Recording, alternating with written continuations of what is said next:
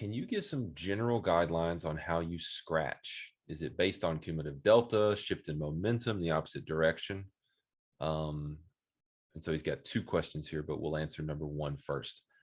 That's a really tough question to give a simple answer for. It really is. It's contextual. There's a lot of different situations we might find ourselves in where scratching is viable or not viable for to start with. There are times where no matter how bad it looks, with the same variables that I might assess to take a valid scratch elsewhere, it's not proper to scratch. And so I think that's, again, that inverse relationship with strength of narrative and whatnot. I think that a lot of times a scratch is going to be more likely in various types of trades, depending on the level of compromise that's been made in some way. Okay. For example, if I find myself, and by the way, I guess I did flatten out of soybeans while I was kind of reading that question or answering that question or whatever. So we are all flat, no positions on in any market.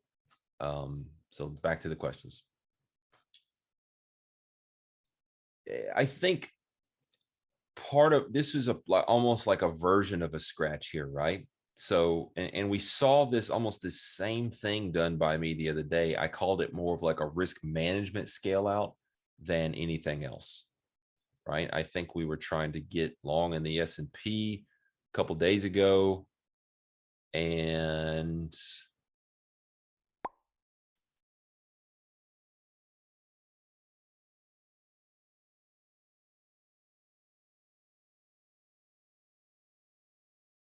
it was this one, wasn't it?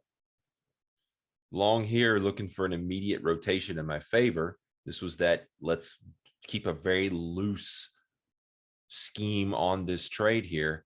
Goes against me, comes back. Now it's threatening going imbalance down.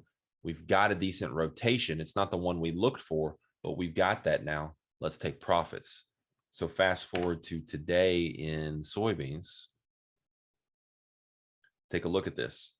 I tried to get a rotation from here. I knew this thing could go lower into the actual bull zone.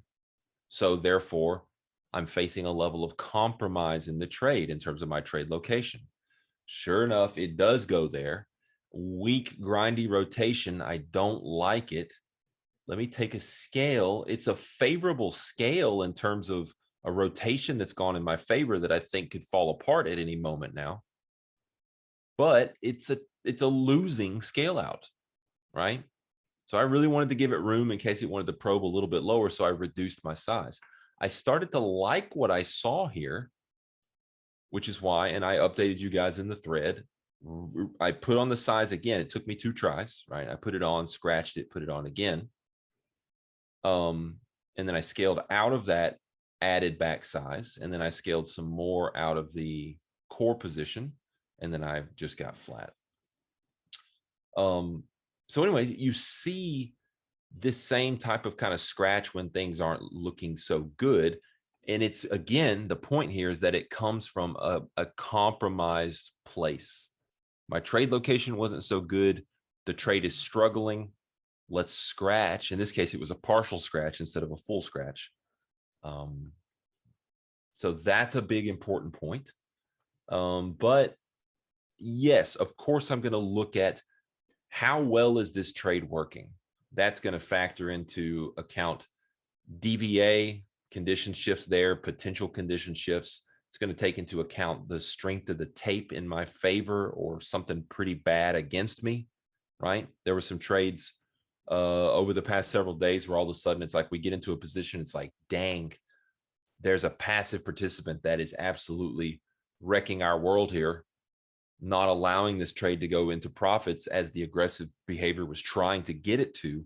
This is a problem, boys and girls, right?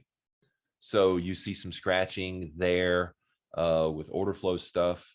You see scratching with adverse movement and kind of rhythm stuff, DBA stuff. That's pretty much it, right? And again, we started the talk off with inverse relationship between, we'll just talk. Inverse relationship between strength of narrative and the amount of scratching that we're going to allow to be done, and how quickly and aggressively we'll allow that scratching to be done. So strong narrative, less scratching. Weaker narrative, more scratching.